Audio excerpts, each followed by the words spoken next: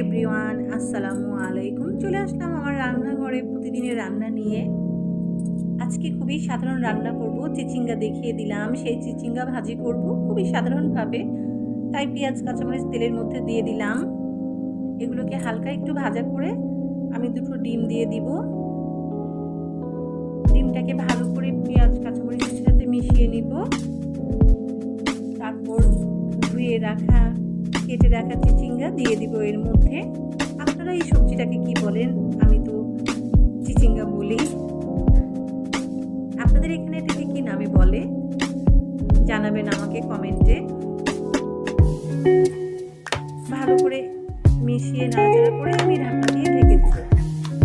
এই সবজিটা ভাজি করার জন্য আমি কোনো পানি দিব না, কারণ এই সবজি থেকেই যে পানি বের হবে সেটা দিয়ে সবজিটা সিদ্ধ হয়ে যাবে।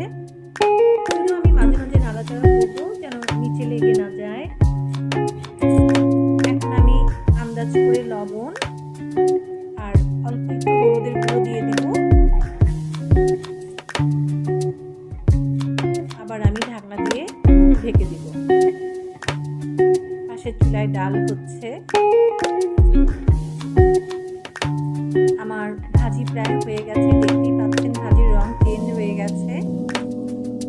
এখন আমি নাড়াচাড়া করে কেটে রাখা ধনিয়া পাতা এর মধ্যে ছড়িয়ে দিব। আমার রান্না শেষ। আমার সাধারণ রান্নাঘরের খুবই সাধারণ রান্না। এতক্ষণ পর্যন্ত যারা আমার ভিডিওটি দেখলেন তাদেরকে অনেক অনেক ধন্যবাদ। লাইক করবেন সবার কাছে বললাম, চাইলাম।